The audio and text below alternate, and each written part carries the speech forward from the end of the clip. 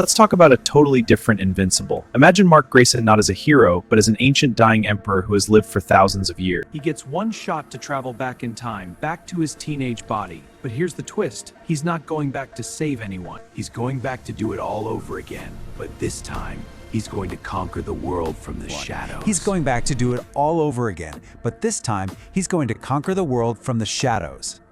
So, bam! He wakes up in his old bathroom, but with millennia of memories and strategic knowledge packed inside his head. And that one quote, that becomes his entire playbook. He isn't going to be some obvious armor-clad conqueror. No, he's going to be the puppet master, the whisperer in the shadows, the secret emperor that nobody even knows is there, until it's way, way too late. So, how in the world does he pull this off? Well, his master plan unfolds in 4 absolutely brilliant and kind of terrifying stages. We're going to walk through his Deceptive Return, see how he plays everyone like pieces on a chessboard, watch his unexpected conquest in a whole other dimension, and then finally witness the moment he reveals his true face. Okay, so picture this. Mark wakes up. He's a teenager again. But he's not the clumsy, idealistic kid we remember. Inside that head is the mind of a 1,000-year-old tactician. He knows every major event that's coming, he knows everyone's weaknesses, and he knows every single emotional trigger to pull. He is ready to play the game, and he knows exactly which pieces need to be moved first. He has 3 immediate priorities right off the bat. First up, Adam Eve. He knows her heart's about to be broken, so he slides right in to become her shoulder to cry on, securing her loyalty from day one. Next, he has to deal with his dad, Omni-Man.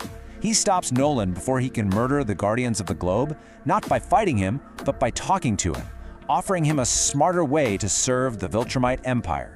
And finally, he gives a little nudge to Robot, feeding that massive ambition of his and aiming that incredible intellect toward a much grander purpose. And this right here perfectly sums up his entire method. To Eve, he's just a sweet, supportive friend. To his father, he's this devoted son who's finally embracing his Viltrumite heritage. But inside his own mind, every hug, every word of advice, it's all just a cold, calculated move on a cosmic chessboard. All right, let's move into phase 2, where you really start to see the plan build. With those first few pieces set, Mark starts making these tiny changes to the timeline. But these small changes create massive, massive ripples, twisting the entire story to fit his grand design. So, because Nolan never kills the Guardians, Robot isn't just forced into a leadership role. Mark actually manipulates him into wanting it for himself. But the biggest, most insane change is with the Viltrumites. Instead of showing up as this hostile invasion force, Mark engineers it so that they are welcomed to Earth with open arms, as allies. This completely changes the entire game. The real turning point happens right after the Invincible War. Mark's father, Nolan, is just horrified at the thought that he almost had to kill his own son for resisting the Empire. Mark sees that raw emotion, that vulnerability, and he pounces. He delivers this one simple line. He knows Nolan will now choose his son over Viltrum, which makes it the absolute perfect moment to call the Viltrumites and basically offer them Earth on a silver platter. And just like that, boom, 40 Viltrumites, including absolute powerhouses like Conquest and Anissa, arrive on Earth peacefully. They join hero teams, they integrate into society, they become protectors. Now, of course, Cecil over at the Global Defense Agency and Robot, they aren't fools. They're super suspicious and they start building secret weapons just in case. But here's the crucial part. They have no idea that Mark and Nolan are seriously holding back their true power, just waiting for the inevitable betrayal. Now, just when you think Mark's got everything locked down on Earth, the story throws a massive curveball.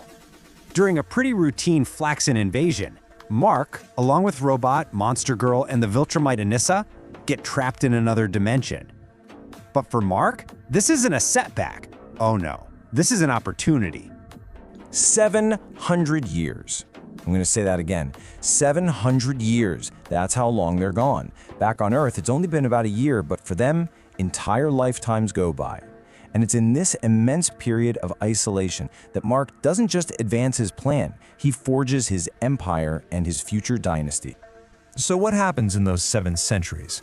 Well, first, Mark plays therapist and convinces a very reluctant Anissa to trust Robot's crazy long-term strategy. Then, he helps Robot start a revolt that gets him crowned Emperor of the Flaxens, which gives Mark a powerful new ally and an entire dimension of resources. During all this, he and Anissa get close and have a son, securing his own Viltrumite bloodline. And finally, after centuries, he subtly uses Robot's growing jealousy to engineer their escape back to Earth. So they pop back into their dimension, and to pretty much everyone, they've been gone for a year, maybe a little more. But Eve, because of her powers, she knows the truth. She feels the weight of the hundreds of years Mark was gone, and that shared secret, that heartbreak, it just deepens her loyalty to him. A loyalty Mark continues to exploit perfectly. And that brings us to it, the endgame. All the pieces are on the board. The Viltrumites are on Earth. Robot controls an interdimensional empire. Mark has his heir. The only thing left to do is eliminate the final threat and take the throne he's been secretly building this entire time. The final act kicks off with the Scourge virus. During a huge battle, Mark gets hit by this bioweapon designed to kill Viltrumites. But instead of dying, he sees it, his checkmate. He pretends the virus has completely stripped him of his powers, making himself look weak, mortal, totally defenseless. It is the ultimate bait. And who takes the bait? Hook, line, and sinker? Robot. Believing his one true rival is finally powerless, he makes his move. He launches his own global takeover, seizes control of all of Earth's systems, and personally descends on Mark's house, ready to eliminate the one man he thinks he has finally outsmarted. And as Robot holds a seemingly powerless Mark by the throat, it all clicks. The truth finally dawns on him. He realizes he was never the master of his own destiny. He was just a tool, a weapon that Mark aimed at every other threat on the board just to clear a path for himself. And then, the reveal. Mark's powers surge back to life as he delivers this absolutely bone-chilling line and drives a fist straight through Robot's chest. The ruse is over. The weakness was a lie. This entire galactic-scale conflict was, from the very beginning, all part of the plan. Mark doesn't just win, he wins everything. He seizes control of Earth. He absorbs the coalition of planets. And with his father now leading the Viltrumites, he is the heir apparent to that empire too. And Robot, Mark keeps his brain alive, forcing his greatest rival to become the unwilling architect and administrator of the very empire he was tricked into helping build. And that leaves us with this really chilling final thought. This version of Mark, he brought peace and order to the galaxy. He ended countless wars before they could even start. But he did it all through manipulation, betrayal, and absolute crushing control.